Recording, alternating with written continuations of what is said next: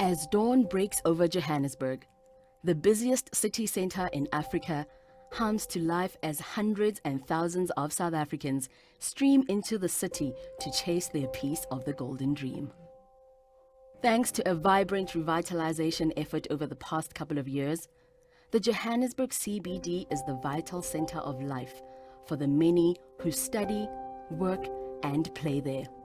And now, Clinix's First Day Hospital is right in the heart of the CBD to help sustain and enhance that life.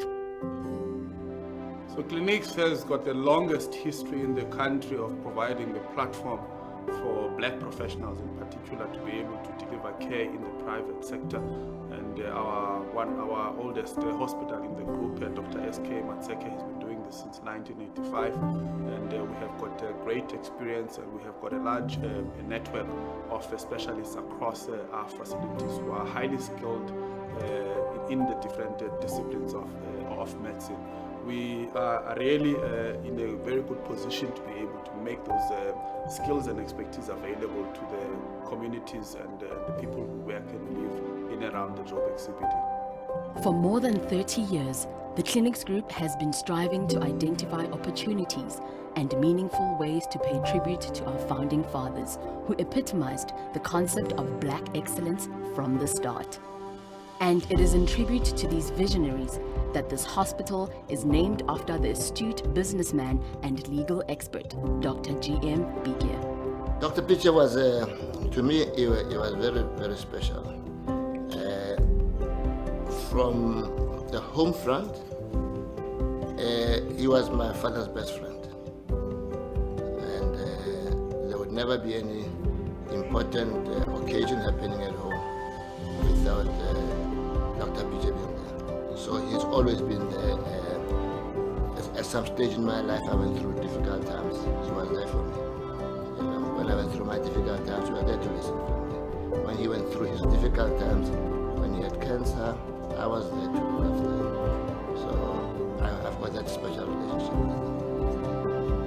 He's a community leader to me. He's my father to me. He's everything. The founding fathers, like him, is Dr. Bike, but actually he was a lawyer. Okay. Dr. Ntato Motlala was a doctor, but a businessman. Dr. Mukhesi was a doctor, visionary, a businessman as well. In whatever they did, they were quite diverse. Possibly, if you look into his contribution in law, you'll find that it's major. He was the first president of Black Lawyers Association. If you went into education, you will find that he also features in education. So there was a special breed of people that worked across their disciplines. The Dr. G.M. Bike Day Hospital at 56 Van Willig Street in the heart of Joburg offers healthcare services in dentistry, dermatology, optometry, ophthalmology, physiotherapy, audiology, ear, nose and throat surgery, orthopedics, gynecology, pediatrics, maxillofacial surgery, as well as general elective surgery. The 36 beds in the state-of-the-art wards and private rooms provide a safe and comfortable space for patients to recover from same-day surgeries under expert supervision. The facility also offers doctor's suites for consultations with GPs and specialists for all who work and live in the city. For the convenience of all its patients, the Dr. G.M. Bike Day Hospital offers safe and secure parking and the use of a courtesy shuttle service for patients who need to be transported between other Clinix facilities. You know, the business of Clinix has always been to take care of the previously, historically underprivileged people. And we know that our city centers are full of such people. Our city centers are now full of people from outside our borders, from Africa, the north of where we are, and those people have not had that. They haven't had that the privilege of having the facility like the Clinix Day Hospital that is coming up now. So this is going to be a fantastic service for all of them, and we hope that the people will see the advantage of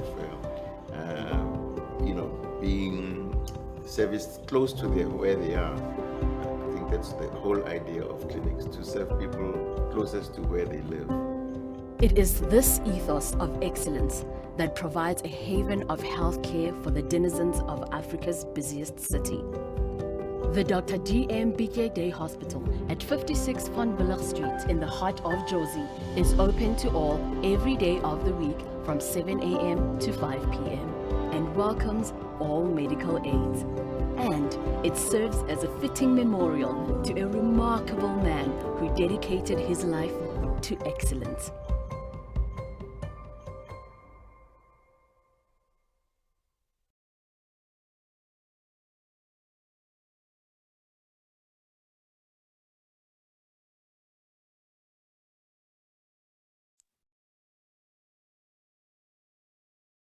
Good evening, colleagues, and welcome to our weekly Clinix Health Group webinar that we are hosting every Thursday evening at this time from 6 o'clock to about 7 o'clock and between 7 and 7:30. And we're excited to be hosting this another session of the discussions hosted by Clinix. And please note that these webinars are CPD accredited, and you need to make sure that when you register, you give us all your full details, your name, surname, and also your registration numbers in terms of the regulator board that you are registered with, so that we can provide you with the CPD points. And this evening, we're excited to have Dr. Munyadziwa Kwinda back with us. We had him about a month ago, and after that discussion, we had a discussion, and following the questions that we had, we realized that there's still a need to have a conversation with most of the participants about HPCSA processes. And what we chose this evening was to discuss about the health professions disciplinary procedures, because from time to time, we may end up having to face the HPCSA for one reason or another. And so we need to be equipped to know how to deal with these issues, or there are areas of concern that you need to contact the HPCSA that we are empowered. So we're glad to welcome Dr. Kwinda back this evening. He's an expert in bioethics and health law, medical law. He's a medical graduate from the University of KwaZulu-Natal, MSHB. He also has an MMed and MSc Med, MMed family physician, specialist family physician, and also a MSc Med in bioethics and health law from Wits University. And he has just completed his LLB with UNISA. So we're glad to have you back, Dr. Kwinda. We do not want to waste much more time. We are a well-known figure in the health industry. The HPCSA, currently the health ombudsman. So welcome back, and we want to hear more from your expert knowledge about the HPCSA processes and procedures. Thank you very much. Thank you so much, Dr. Bila, for yet another opportunity to come through this program and share a few things with colleagues, and good evening to everyone else. After the last webinar we did on social media, there were questions that came up relating to issues of complaints management, especially under the Health Professions Act, and with engagement with clinics. Then we agreed that we will have a webinar of this sort to deal with such. But in preparation for this, I just thought that we do have colleagues that are not necessarily registered under the Health Professions Act, and let's try by all means to have this webinar being more inclusive. And that's why my approach, although the presentation really is based on disciplinary procedures in terms of the Health Professions Act, I have made reference to the Nursing Act and also the Pharmacy Act. So I will touch in few areas also in that area. And the beauty is that our acts, both the Nursing Act, the Pharmacy Act, and the Health Professions Act, are quite very similar. And that also goes to the regulations that deals with conduct inquiries, although there may be differences there and there, which I will touch a little bit on those. And I will try by all means, colleagues, to do this in a very short period of time so that we can also have an opportunity to deal with whatever questions that colleagues may have. So although I'm going to be sharing my slides, I won't really depend much on the slides. I will just speak from my head because this is something that really is very close to my heart, and I can sing it even at the middle of the night. As I said, we will look at this from both the Health Professions Act, the Nursing Act, and also the Pharmacy Act. I did not want to go to the Dental Technicians Act or the Allied Health Professions Act or the Traditional Health Practitioners Act, but I thought at least the attendees of this webinar are mainly registered under this act. Now, just as a disclaimer, really the contents of these presentations are not, it's just the work that I did as a person and using public information. And as I said earlier, the presentation is mainly based on the Health Professions Act, but reference is made to the other acts. Just allow me to hide this thing here. Yeah, I think.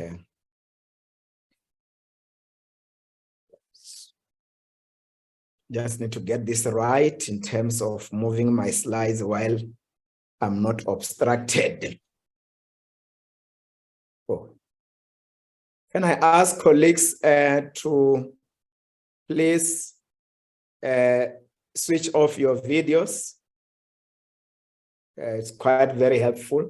Now, as a way of introduction, the councils in terms of the Nursing Council and the Pharmacy Council, and in terms of the Health Professions Council of South Africa is the professional boards, are empowered in terms of the act that establishes them to institute inquiries into any complaint, charge, or allegation of unprofessional conduct against any person registered under this act, and on finding such a person guilty of such conduct, to impose any of the penalties that are prescribed in this act.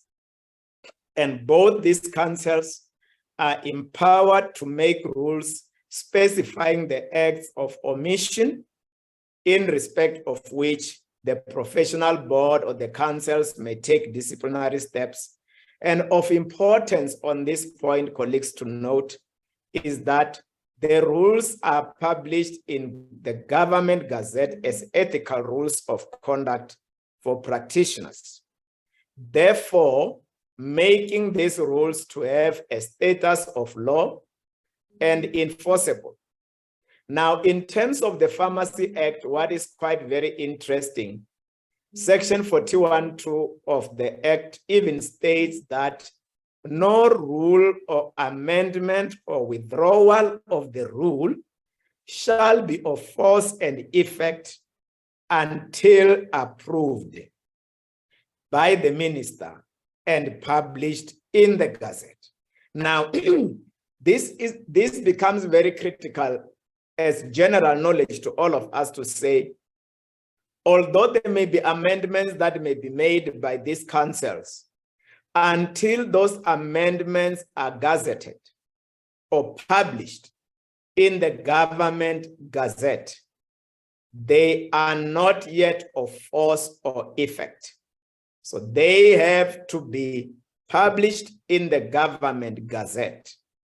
And the conduct determined in those rules, of course, do not limit the councils or limit the boards, and the councils and the boards refer to such during inquiries, not only to the rules. In terms of the Health Professions Act, we have annexures to the rules which are more specific to the board's consent. On top of that, in terms of the Health Professions Council of South Africa, we also have got what we call ethical rulings.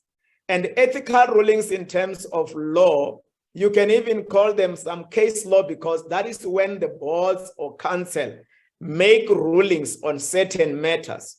So during an inquiry, a board can make reference or use the rulings. And we also have the guidelines, the so-called ethical guidelines, and also policy statements, which can be made from time to time. So it's very important to note that aspect. I think I'm going backwards. Now, let me deal with the first part of my presentation that deals with lodging and handling of complaints. Now, here I will touch on a little bit on both councils. Did I skip something? Okay. Now, all complaints in both these statutory councils are addressed to the registrars. Now, in terms of the Health Professions Act, that is the regulations, specifically regulation number 2, the registrar peruses, analyzes, and categorizes a complaint according to significance or seriousness, where a decision is made whether a complaint is minor or serious, and also registers such a complaint against the practitioner called a respondent. Complaints of minor transgressions are referred by the registrar to the ombudsman for mediation, that is me. Matters not falling under the jurisdiction of the council are referred to the relevant authorities. Now, this is quite very important to understand, especially when you compare with the other councils, that the registrar of the HPCSA can refer a matter either to the ombudsman or to other authorities if the matter does not fall under the jurisdiction of the council.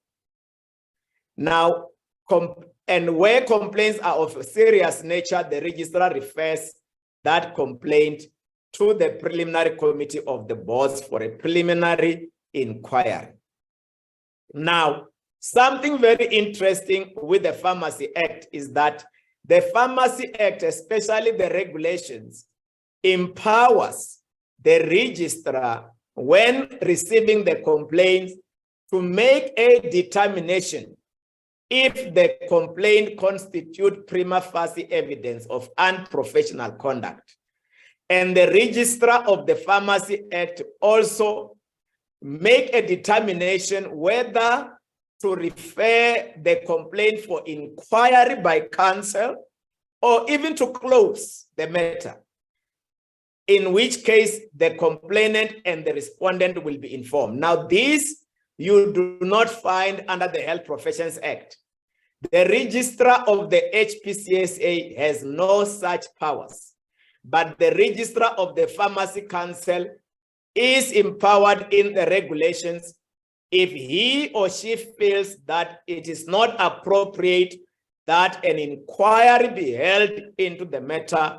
The registrar can make that decision not to take the matter to inquiry and inform the parties, or to take the matter to inquiry by council. That is now the preliminary inquiry committee of the council. And on the other side, with the nursing council, the registrar of the nursing council submit the matter to the president or to the investigation committee if the president is unable to act. Now, what you see with the registrar of the Pharmacy Council, you see the same thing with the president. Now, this is quite interesting that now here with the nursing council, you see the role that the president of the nursing council plays, which is similar to the role of the registrar of the Pharmacy Council. where the president also determines if the matter should go to inquiry or the matter should be closed. So that is quite very important to note in terms of the workings of the two councils in terms of how they handle the complaints.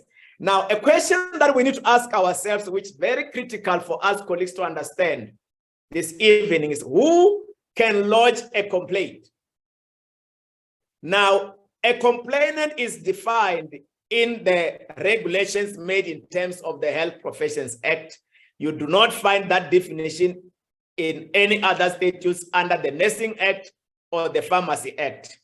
As any natural or juristic person, group or professional body, including a professional association or society, a teaching or training institution, or any healthcare or related facility that lodges a complaint against a registered person about alleged unprofessional conduct. One does not have to be a practitioner's patient to lodge a complaint. And with this, we have case law of Mapolisa vis-a-vis Petro N and others, where a practitioner raised a point in limine at a professional conduct inquiry about the locus standi of the complainant who was not his patient in terms of the locus standi of that person in lodging a complaint against him. And the professional conduct committee agreed with him that the first complainant is not supposed to lodge a complaint because when they need evidence to be presented at an inquiry, she's not gonna bring the evidence because she is not the patient. What happened is Advocate Mapolisa, who is one of the legal advisors of pro forma complainants of the HPCSA, took the Professional Conduct Committee to the High Court.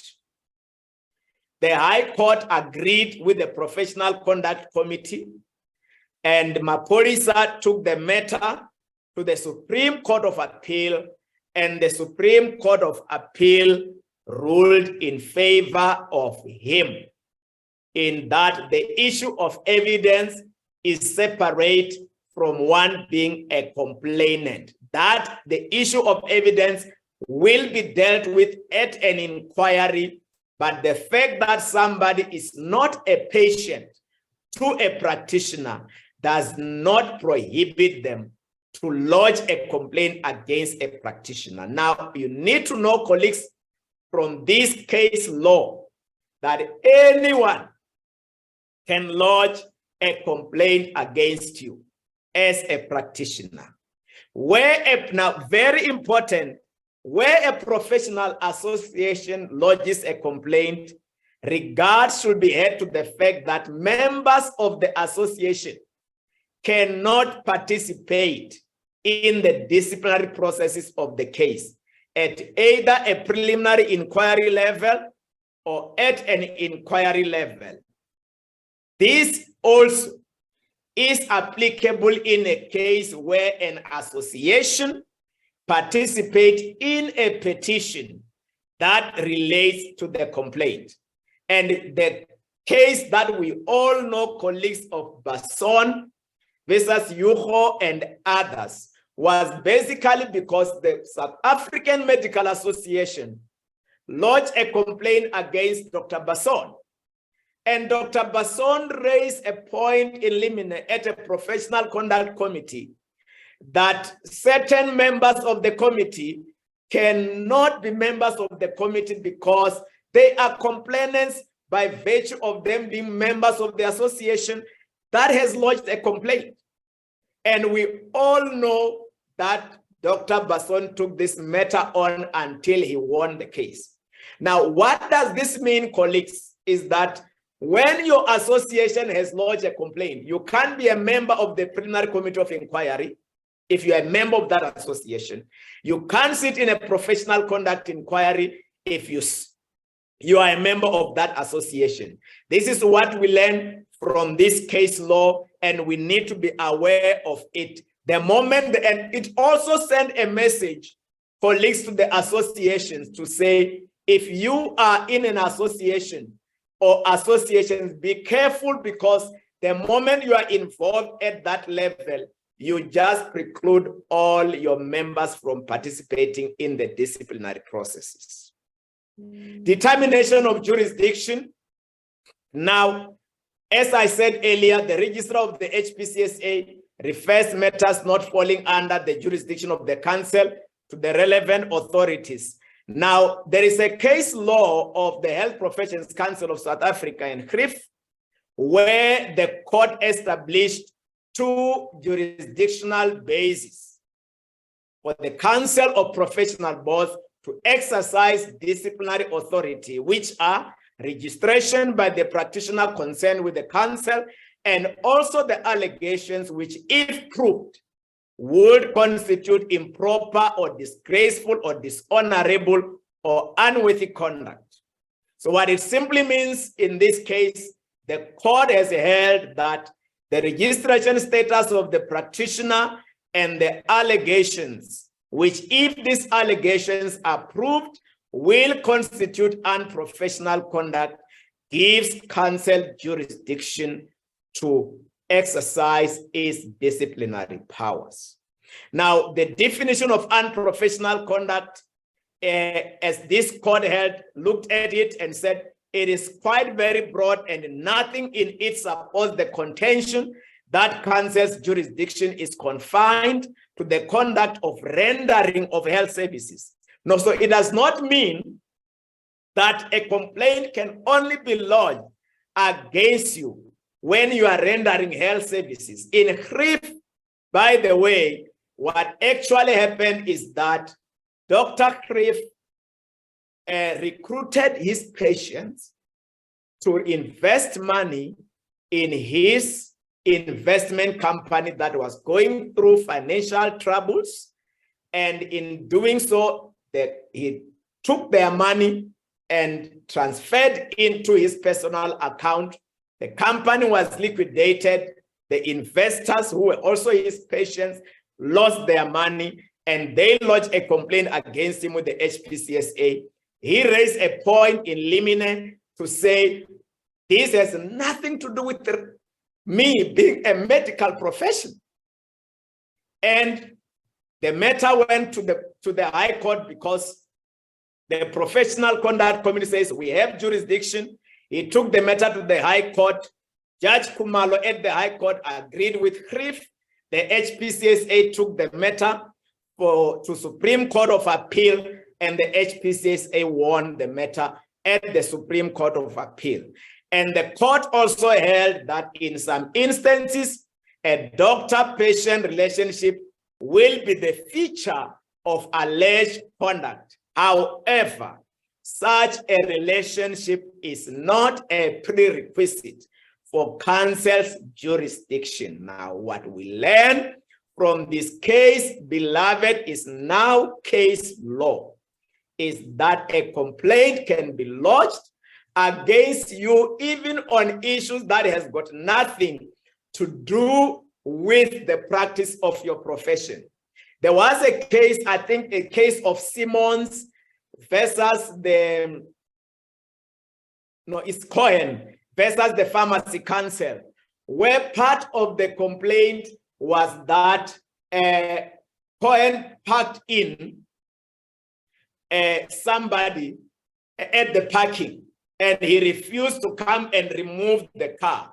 So that was included in the complaint to say, this is improper, unworthy conduct of a practitioner. So people can lodge complaint against you on anything. And this case law has given this to say a doctor-patient or a practitioner-patient relationship may be a feature, but such a relationship is not a prerequisite for council's jurisdiction, meaning council can consider a complaint lodged against you relating to your marriage issues, to your family issues, to your business issues that has got nothing to do with you practicing your profession.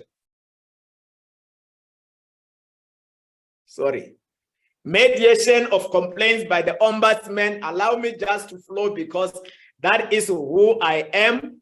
Now, very importantly, the ombudsman is a prescribed officer of council established in terms of the regulations relating to the conduct of inquiries into alleged unprofessional conduct under the Health Professions Act of 1974.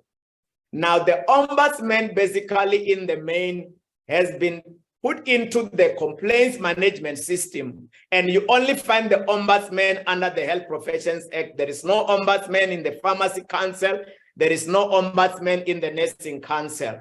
Basically, is to bring in an alternative dispute resolution mechanism into the complaints management system, because the complaints management system itself is more adversarial. Now, the ombudsman comes in as an alternative dispute resolution mechanism. In the main is mediation. Now, the role of the ombudsman in the HPCSA is to mediate on minor transgressions that are referred to the ombudsman for mediation. And how the mediation is done, colleagues, let me give you an example. While the regulations prescribe how many days a practitioner should respond to the complaint, that is not applicable with the ombudsman. While the regulations in preliminary investigation talks about 40 days, nothing is said about the ombudsman. Hence, we ask the practitioner to respond within 10 days. And if the practitioner wants extension, we grant that extension to give the practitioner an opportunity to respond. So the whole mediation process, colleagues, is done without prejudice, meaning that when your matter is referred to the ombudsman for mediation, that is the time to relax a little bit. You can get your legal representative to assist you in responding, but you need to understand that the mediation process by the ombudsman is not about finding you guilty, but finding a way to resolve the matter amicably between you and the complainant. And the process itself, colleagues, it can go any way driven by the parties themselves. And just to share with you, the ombudsman's success rate in terms of mediation sits at about 95%, meaning matters that are referred for mediation mainly are finalized at mediation, and only 5% of the matters are referred for preliminary investigation. So at the end of the mediation process, the ombudsman has to make a determination which parties have to agree to, so that that determination becomes binding. If either party does not agree with the determination, then the matter is referred to the board through the registrar for preliminary investigation. Of importance is that every information gathered by the ombudsman during the mediation process is confidential. And when a matter is referred to the board, it's not taken to the board. What goes to the board is the original complaint as it came through. So whatever transpired during a mediation process cannot be used anywhere else. That's why mediation is done without prejudice.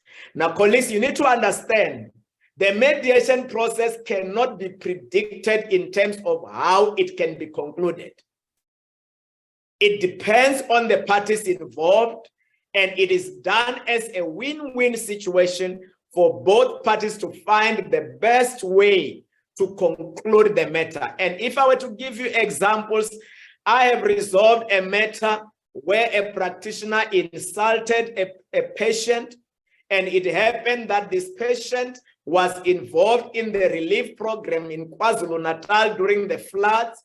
And how we resolved the matter is that the practitioner offered to assist this person with what she is doing and said, I can buy you grocery of 5,000 rands to assist you in the humanitarian program that you are involved in. And the patient was happy to say, you apologize, and as a gesture of goodwill, you are also aiding me in what I'm doing. This is going a long way in healing me from whatever you have said to me. And that is how we resolve the matter. There are cases where practitioners write off the amounts of money that patients are owing them. I have had cases where practitioners has written off almost 64,000. So there are just different ways you can resolve the matter. And although we assist, this is done in the best interest of the parties involved. And I want to conclude on the ombudsman process to say, when the matter is referred to the ombudsman, comply, please, with the Office of the Ombudsman when we are assisting you in resolving the matter. It's not about finding you guilty. It's about to find the best way to resolve the matter. With that, let me move a few slides down there and move to preliminary inquiry, where with the other acts like the Pharmacy Act and the Nursing Act, they talk about preliminary investigation or investigation. Now, preliminary inquiry is defined in terms of the Health Professions Act, especially in the regulations. And it's an inquiry held in terms of the regulations relating to the conduct of inquiries and so on and so on. And I won't go into details, but now what happens at preliminary inquiry is to make a determination. Where am I? So the committee considers a complaint against a person in order to make a determination on the appropriate manner of dealing with such a complaint. That is what the regulations say. But in actual fact, the regulations go deeper, where the preliminary committee of inquiry is empowered, if it is of the view that this practitioner has been found guilty or not guilty, to say the matter is closed if guilty, and a minor transgression to even finalize the matter in terms of imposing a fine or even a caution or a reprimand. Now, the preliminary inquiry under the Health Professions Act is performed by a preliminary committee of inquiry, which is a committee of the board. And under the Pharmacy Act, this function is performed by the registrar, as I said earlier. And under the Nursing Act, this function is performed by the president as delegated by the council. So this involves the investigation of a complaint by the registrar or a person appointed and delegated by the registrar for this purpose.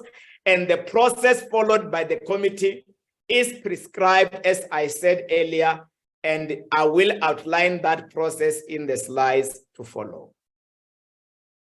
Now, in terms of Section 41A, and colleagues, please allow me for the sake of time not to go into details. I've got slides on this, but I will just touch base on important issues. Now, in terms of Section 41A of the Health Professions Act, it deals with the manner in which certain investigations may be instituted. Now, while inquiring into a complaint is the power of the board, the Act has also given certain powers to the registrar to investigate certain cases. That's why Section 41A talks about manner in which certain investigations may be instituted. Now, in terms of the Pharmacy Act, you see the provisions of Section 41A in the regulations. So what is in the Act of the Health Professions Act, in terms of the Pharmacy Act, you see it in the regulations which are made in terms of Chapter 4 of the Pharmacy Act. What is interesting is that disciplinary powers of the board and the council for both the Pharmacy Act and the Health Professions Act is found in Chapter 4, and if I'm not mistaken, for the Nursing Act is found in Chapter number 5. So it's very important to note this process, colleagues, is the registrar's process, not the board process. And I just need to outline a few differences that I have noted here. That the registrar appoints investigators. Now, there are two groups of investigators appointed in terms of Section 41A. The first group, in terms of subsection 1, they are appointed for the purpose of the section. Category 2, they are appointed for the purpose of a particular investigation. What does that mean? It means an investigator appointed in terms of subsection 1 is appointed to conduct an investigation in terms of Section 41A. Whereas an investigating officer appointed in terms of subsection 2 is appointed for a particular investigation, not for the section, but for a particular investigation. Now, I note here to say it is important to note that the person appointed in terms of Section 41(2)(a)(2) is appointed by the registrar to establish more facts on behalf of the registrar, and that this person is not appointed by the preliminary committee of inquiry. And I said the preliminary committee of inquiry is only empowered in terms of Section 41(2) to consult with or seek information from any person, including the person against whom the complaint or charge or allegation has been lodged. And this is specifically when the committee is in doubt whether an inquiry should be held in connection with the complaint, charge or allegation in question. Of interest is that while the Health Professions Act put this in the Act, with the Pharmacy Act, these powers can be used by both the registrar and the Committee of Preliminary Inquiry. And it is contained in the regulations and not in the Act itself. I won't deal with this part except to mention very critically that in the mystery vis-a-vis the Interim National Medical and Dental Council of South Africa, it was established by the court that the investigation should be restricted to specific issues that are raised in the complaint. It must not be too broad. And it is also in this case and other cases where the court has said any search and seizure must be done with a warrant. There is clear case law to say search and seizure should be done with a warrant obtained from the magistrate.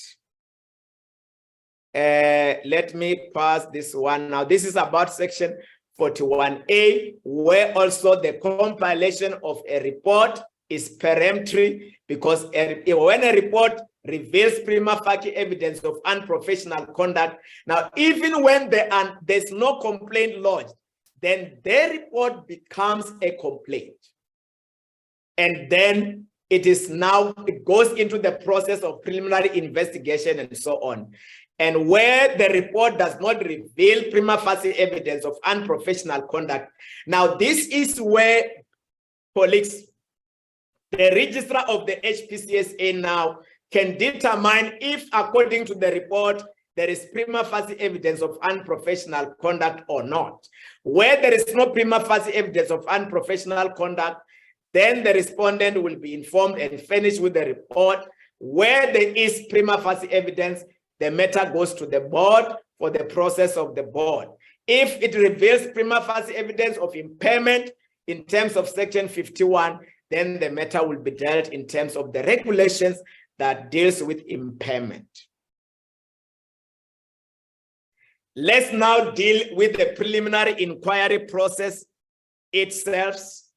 How a preliminary inquiry process is run is determined by something very important.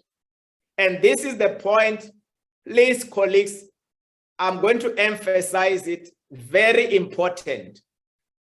How a preliminary committee of inquiry consider a complaint is dictated by whether you as a practitioner or respondent has submitted your explanation to the complaint. That's why we advise practitioners to respond to a complaint, even if such a response involves invoking your right to remain silent, because the consequences of not responding to the complaint may lead to a guilty finding of contempt of counsel and a penalty imposed for contempt of counsel, which are of immediate force and effect and can only be appealed at the High Court in terms of Section 20 of the Act.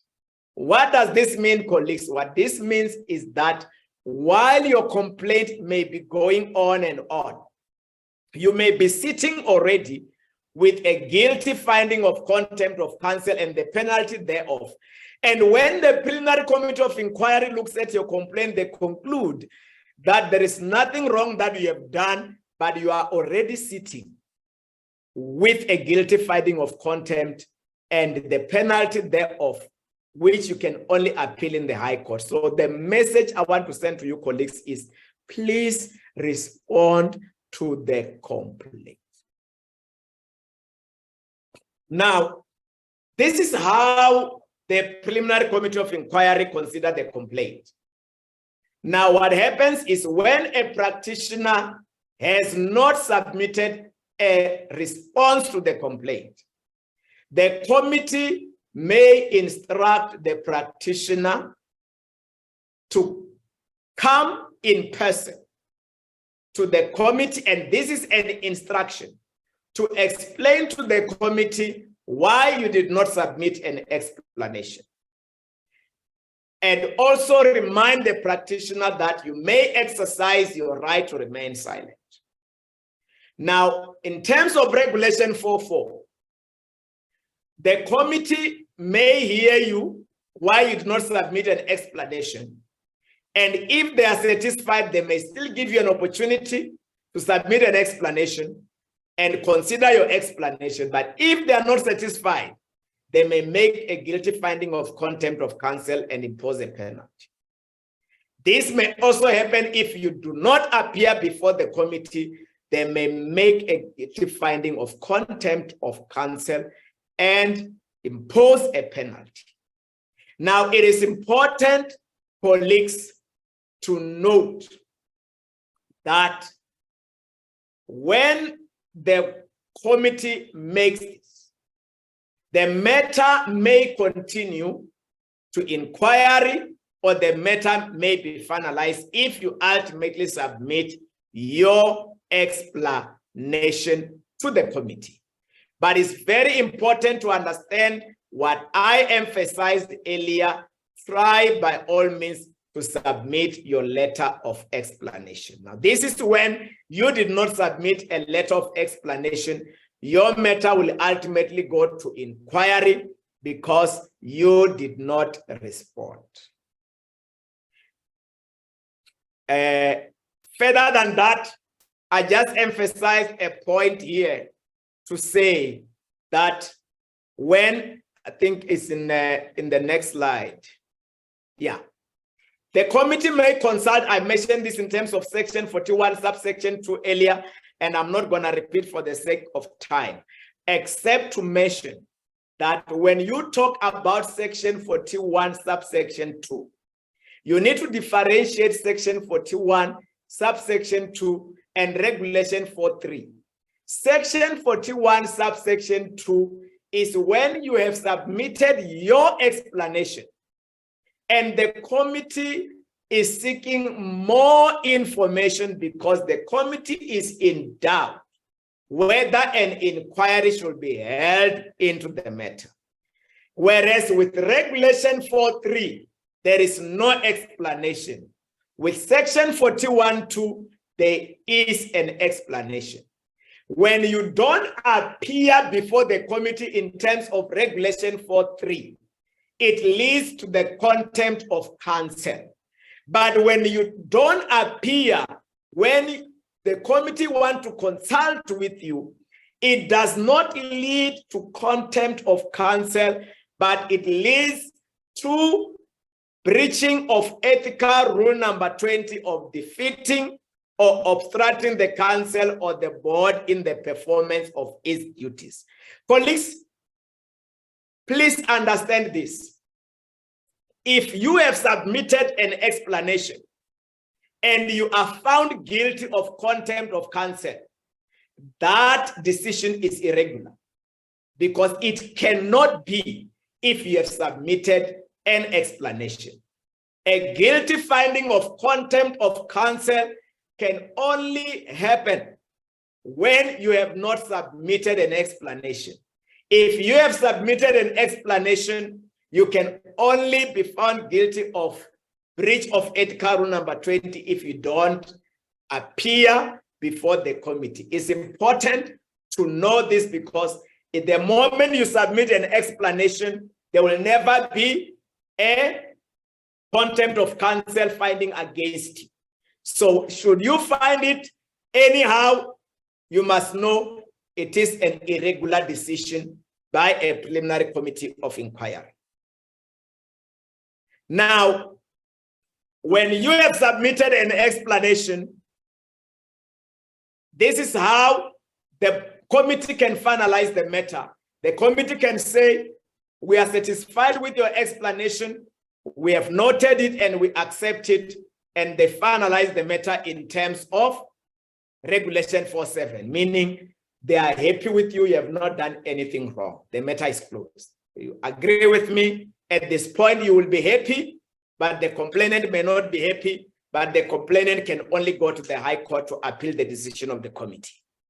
It may happen that the committee says, no, after looking at your explanation, we believe there is prima facie evidence of unprofessional conduct. When that happens, then the committee will conclude the matter in terms of Regulation 4.8 or Regulation 4.9. Regulation 4.9 is when the committee says this is unprofessional conduct of a minor nature, and then they impose a penalty of either a caution or reprimand, or both a caution and a reprimand, or a fine. Of importance is that the penalty must be accepted or rejected within 14 days from the receipt of the communication. And if you accept the penalty, you must pay your fine or even inform the committee within that 14 days. And if you reject, that also must be done within 14 days. So when you reject the finding and the penalty in terms of Regulation 4.9, what happens is that that finding and penalty falls off, and then a matter goes automatically to inquiry. And when it goes to inquiry, new charges are formulated. A committee can say your conduct is of a serious nature, then they finalize the matter in terms of Regulation 4.8, where they refer the matter to inquiry. And in referring the matter to inquiry, they have an option to allow you to pay admission of guilty fine. And if you pay admission of guilty fine, then the matter is finalized before it goes to inquiry, or they may not give you the option to pay admission of guilty fine. That is now when the committee finalized the matter in terms of Regulation 4.8. Now, I said the Committee of Preliminary Inquiry can only finalize a matter in terms of Regulation 4.7 and Regulation 49 if you have submitted your explanation. And if you decide not to submit and you want to invoke your right to remain silent, then you can't have Regulation 47, Regulation 49, because there is nothing for the committee to consider. Then the matter will be referred to inquiry so that you can be given an opportunity to respond. I've dealt with this already. Let me conclude by looking at the professional conduct inquiry, and I won't dwell much on this one, except to mention that the process of inquiry begins with either a resolution of the preliminary committee of inquiry in terms of Regulation 48, meaning that the preliminary committee of inquiry, and this is applicable, colleagues, to all the councils, when the committee decides that this matter is of a serious nature, then they refer the matter to inquiry. Or it can happen that a practitioner rejects the resolution of the committee. And in this case, the matter will go to inquiry. It may also happen, colleagues, that a criminal conviction, somebody is convicted of a crime in the court of law. In this case, the councils are empowered. Specifically here, I will refer to the Health Professions Act, is empowered, the boards are empowered to take disciplinary steps when a practitioner is found guilty in the court of law. Now, there is a case law here that says the accused person should, after proof of his conviction in a court of law, be given an opportunity to put his case. So basically here, what this case law is saying is that it now put clearly the practical implementation of Section 45, subsection 1 of the Health Professions Act, that when somebody is convicted of a crime, an inquiry must be held by the board. The board cannot just sit and decide, we are also disciplining you, without subjecting that person to an inquiry. Of importance, colleagues, is the constitution of the committee. And I made reference also to case law, and this is the point I want to make. Then I will pause and take any questions. This is critical, very critical, even for those who may be involved in structures and so on. The constitution of the professional conduct committees are prescribed, and no one can do anything except that which is prescribed. We learned this in the matter of Cohen and the Pharmacy Council, where what happened is the council appointed a professional conduct committee. Then the president of the Pharmacy Council co-opted somebody else to sit in that committee. And the person deliberated in the proceedings of the committee. And the pharmacist Cohen was aware of the fact that this person is not part of the committee appointed by the council. And he went to appeal the decision of the committee. And one of the things he mentioned is the irregularity in the composition or the constitution of the committee. And based on that, because the court put it very clearly that this person who was not supposed to be there has also contributed in the deliberations and has also influenced the members of the committee to arrive at the decision that they have made. And based on that, the court set aside the findings and the penalty of the committee based on the irregularity in the constitution of the Professional Conduct Committee. Now, of note is that when these processes are done, there are pre-inquiry conferences that you will be subjected to. The inquiry process itself is similar to the court process, where a practitioner will be asked if they plead guilty or not. If the practitioner pleads guilty, then the committee will impose a penalty without leading evidence. And then when a practitioner does not plead guilty, then a full inquiry will ensue. It may happen in the process that a performance assessment is done where there is evidence before the committee that points towards poor performance on the part of the respondent, and you can appeal the decision of the committee. Now, the appeal can be done by the practitioner or the pro forma complainant, as I have described earlier, where the pro forma complainant has appealed the decision of the committee. So both the practitioner and the pro forma complainant can appeal the decisions of the committee. Let me pause here, Dr. Bila, so that we can have some time to take questions, and I thank you.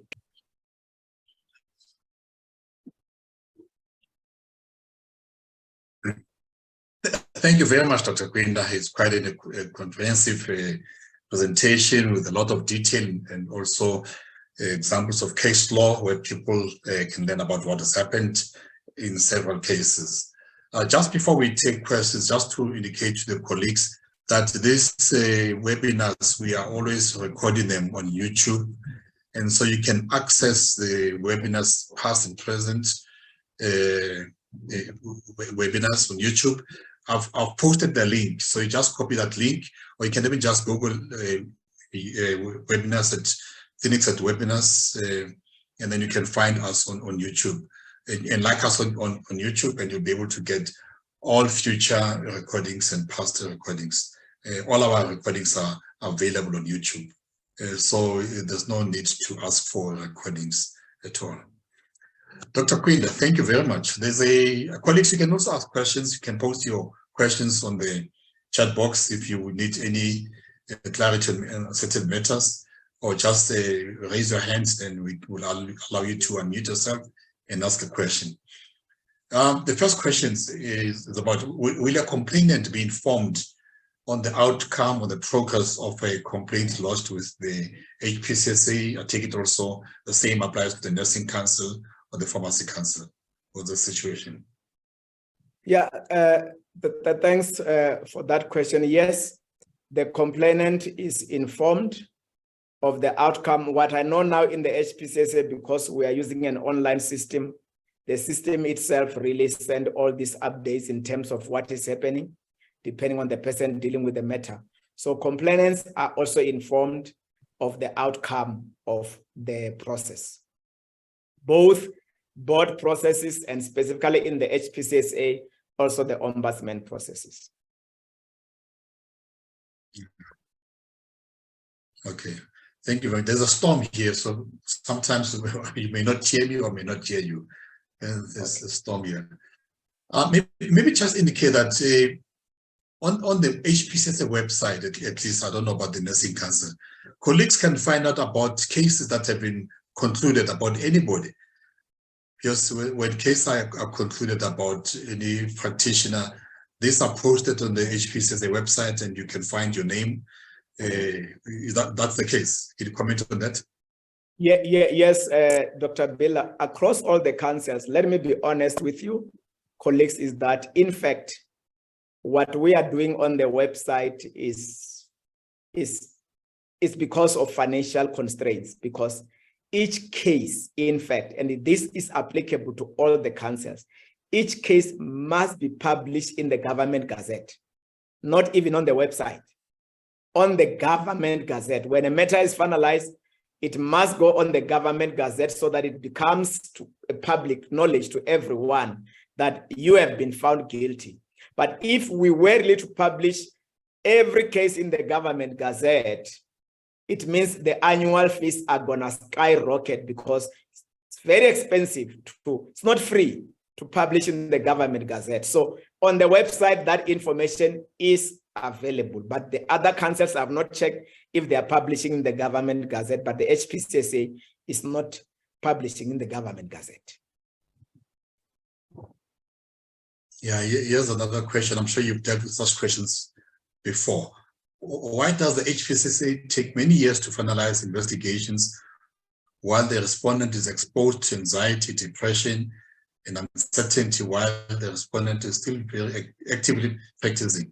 Should the HPCSA prescribe a limit of, say, 6 months in which to resolve many complaints? Shortage of staff as an excuse is not acceptable.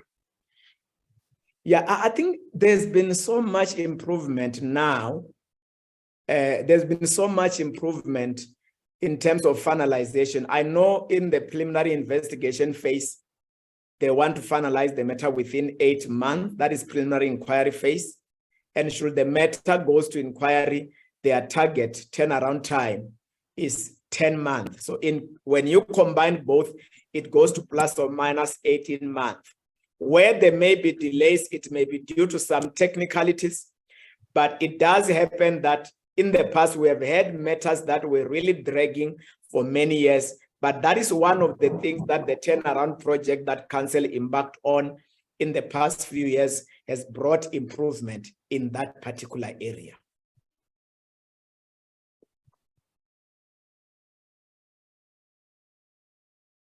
I'm done, Dr. Bila. Yeah, there's a comment here. Okay, go ahead. Yeah. Yeah, I'm done with answering that question.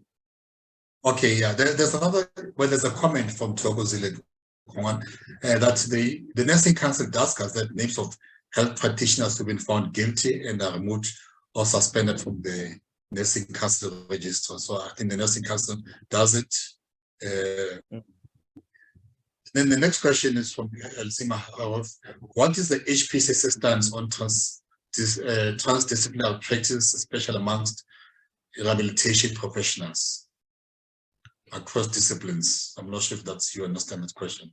Yeah, I will answer it the way I understand it, Dr. Bila, in terms of transdisciplinary practice. And in terms of saying, in terms of ethical rule number 27, dual registration is allowed, meaning one can register in 2 boards or even 3 boards. There is no prohibition except that when you see a patient, you can only see a patient in 1 category. In other words, you cannot see this person as an occupational therapist and you see the same patient as a radiographer and you are doing radiographs on the same patient. So a transdisciplinary practice, if that is the case in terms of you are in 2 professions, you can practice both professions, but with 1 patient, you can only practice 1. So you do have colleagues who are medical practitioners and they are also radiographers. So you cannot see a patient here and say, you need an X-ray, I'm sending you for X-ray, and you meet the other person on the other side, now you are a radiographer. So I believe the same principle applies with the other professions if you are in 2 categories. Okay. Like being a doctor and a nurse at the same time. Yes, that's true. The issue is you can use both skills, but when you have to really use the nursing, because the issue is what nurses can do and in the main doctors can do, but one has to be clear in what capacity are you seeing that particular patient. Yes, yeah. Here's a question sent to me directly. If a person is found guilty, how long does the HPCSA have to issue the final charge sheet and thus start the 14-day period of response by the doctor? Okay, what happens is when somebody is found guilty, the turnaround time for issuing a charge sheet is 14 days. So when you are informed that the committee has met and these are the findings, within 14 days, one should get the charge sheet after the sitting of the committee. The 14 days, one should get that information.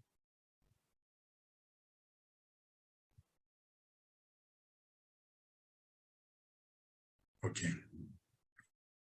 Yeah, I think the next one, I think it's almost similar to the transdisciplinary assessments. The question is, can one practice from the same rooms in such cases? I mean, you're a physiotherapist and a psychologist at the same time. Can you be both in one room? You know, there is really nothing specific in terms of the rooms, but one would say, if you are in two councils, you cannot use the same room for both under the Health Professions Act and under the Nursing Act. That is very clear in terms of our ethical rules of sharing of rooms. You can only share a room with a person registered under the Health Professions Act. So even if you are one person, you cannot do both things in one room if there are activities relating to the nursing profession that you are doing, you can't use the same room.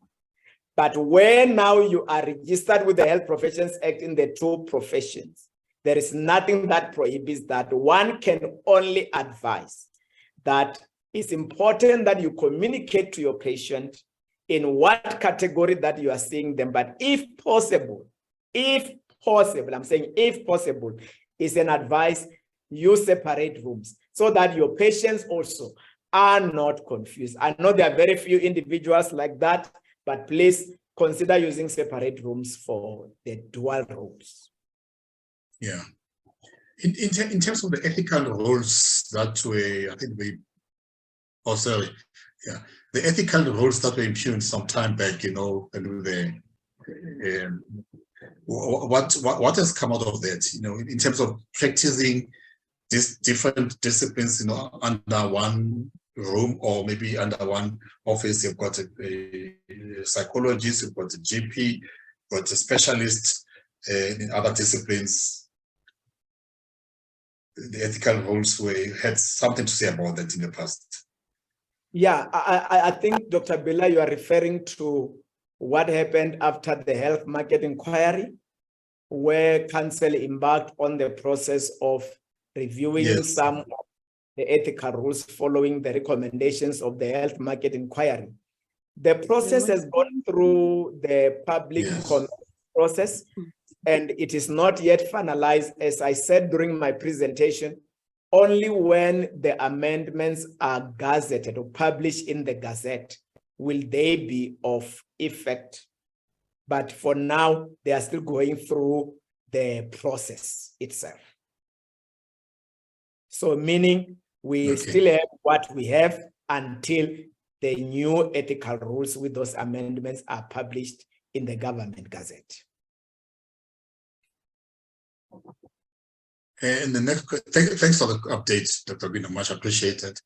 What is the HPCC stance on the POPI Act, e.g. publishing verdicts on their website? I thought about it, and I thought when you're going to make a comment about the Government Gazette, you're going to refer to the POPI Act. Now to say I am found guilty of some unprofessional conduct at the HPCSA, and suddenly my name is on the website without my consent. Do I have to give consent for that to happen? What is the POPI Act saying towards that? It's a very interesting question, Dr. Bella, and I wouldn't want to, if colleagues can allow me, some of this, a question like this, I will need to consult. It's quite a very interesting question, because you do have all these acts coming together. In most of these acts, what you will find is that you need to look at which act supersedes the other. It is a requirement in terms of these health statutory councils, the acts that establish them, for them to publish the names of those who are found guilty for the purpose of protecting the public. And that is where the issue of self-regulation comes in, so that members of the public knows that Dr. Kwinda is erased and I cannot go to him if I find him practicing. It's for the purpose of protecting the public. Now, the purpose of the POPI Act, it serves its own purpose.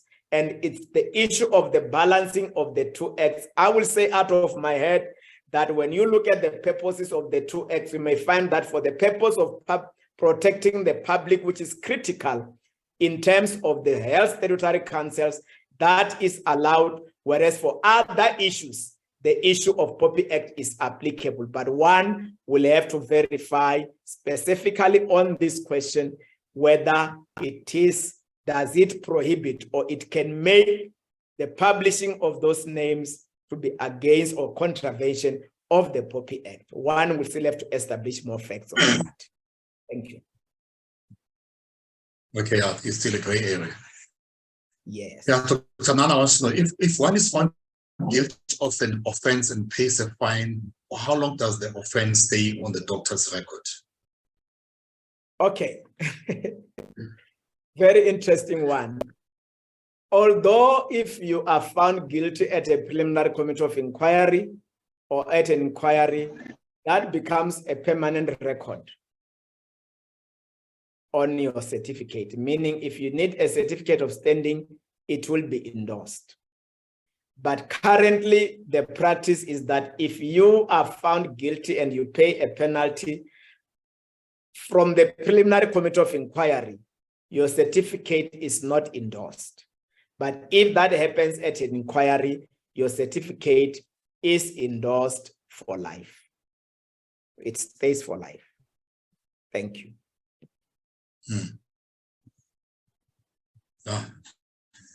It's tough, eh?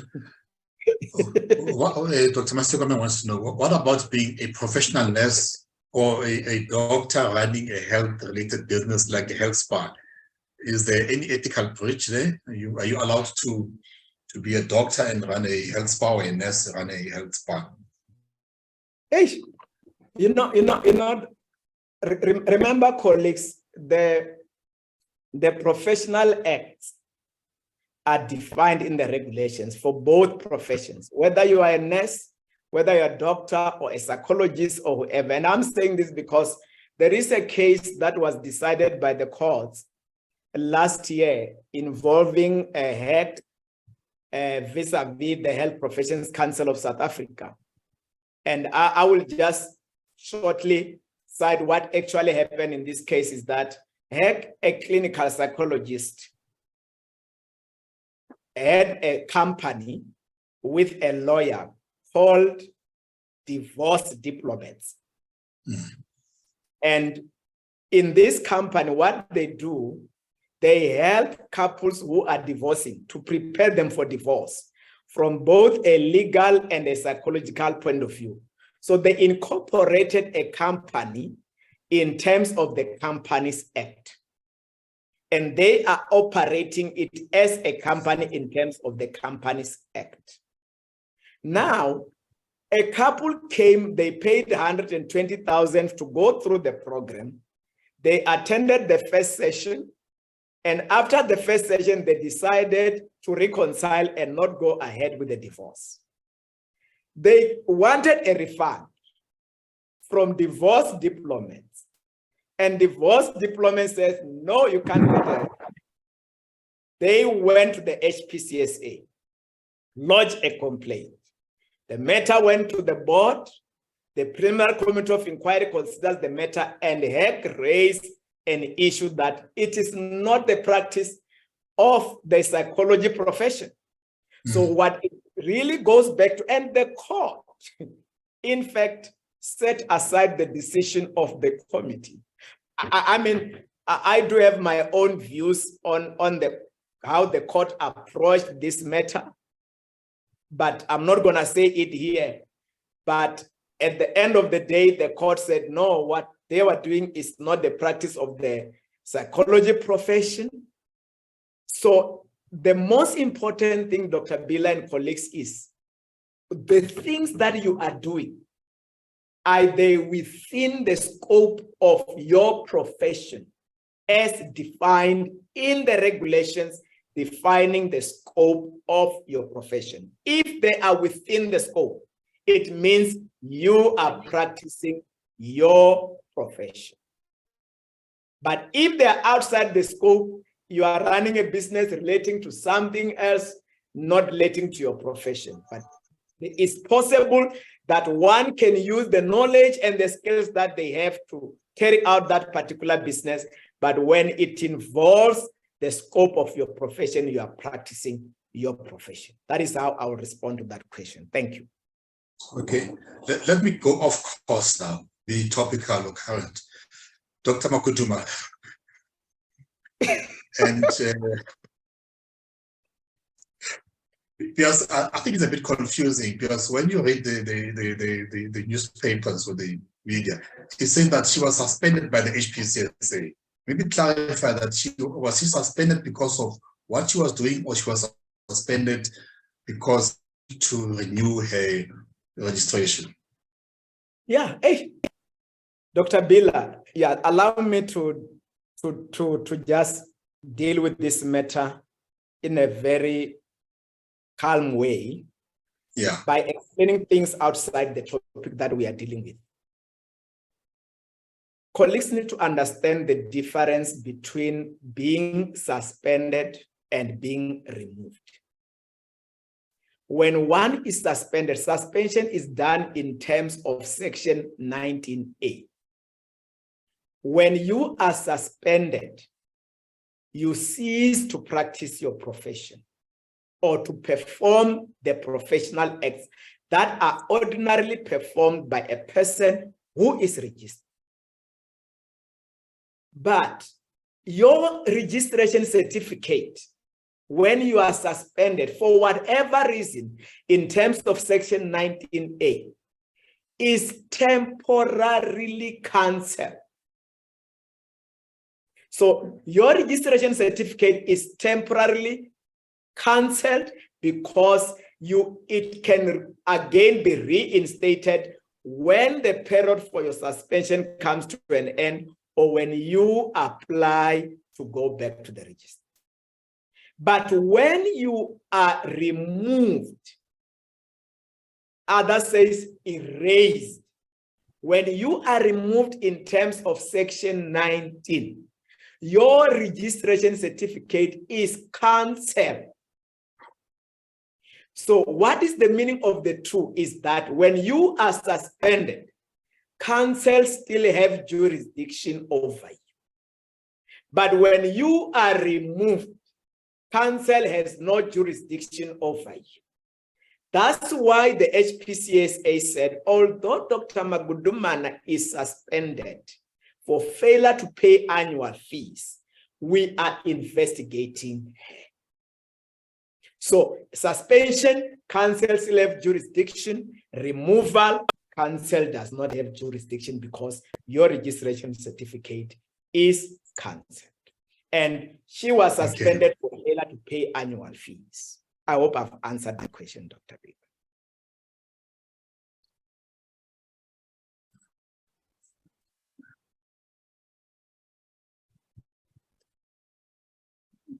Dr. Bila, you still there? Okay. Yeah, I'm still here. I'm not sure if can you hear me. The network is bad this side. Yeah, we can. Can you hear me? We can hear you now, Dr. Bila. Yeah, I think because of the bad network, and we've covered quite a lot, and we're running out of time. There are still lots of questions, Dr. Kwinda. It looks like we may have to call you sometime again in the future. I don't know if you'll be in a position to do so, knowing what I know. Okay. Dr. Bila, I'm presenting really here as an expert in health law and ethics. You're still an expert, yeah. So I remain one to deal with such matters. Irrespective of whatever happens. Yeah, especially considering that I've also published articles in some of these We'll areas. talk again and see what we can do for the future discussion. Yes. Yeah. Okay, colleagues, unfortunately, we are run out of time. We are not able to respond to all the questions that Dr. Kwinda, you would have loved him to comment on. There's some suggestions that Dr. Kwinda, I don't know if maybe Kam will be able to capture some of these comments and questions and send them to the colleagues who logged in this evening. But all what it means for me is to thank you very much for taking your time. I know that you are the Presidential Health Summit and you stepped aside and moved away from all those important talks about the future of healthcare in our country, just to share your knowledge and experience and expertise. with us. We just want to thank you very much for the time that you've spent with us today, and also in the past, and also looking at the future possibilities of engaging you. Thank you very much. Thank you for the invitation. Thank all of your colleagues. Yeah, thank you. And to thank all the colleagues who stayed until the end. I know that some have blocked off because of the time, but quite a huge response that we received tonight. One of the best, I think, over the past few weeks. And thanks, colleagues, for coming in large numbers and for always supporting these webinars. We really appreciate your support. And thanks to Kamo and the team from the marketing department for always working with us to make sure that we present these webinars. And next week, we'll be celebrating Nurses Day. So we just want to say, please join us. We'll be doing it on the 11th, not the 12th, just the day before Nurses Day, but we'll have some experts from the nursing fraternity who will be talking to us to celebrate Nurses Day. So we just want to encourage all of you to join us again next week. And thank you, colleagues, and have a good night. Thank you very much.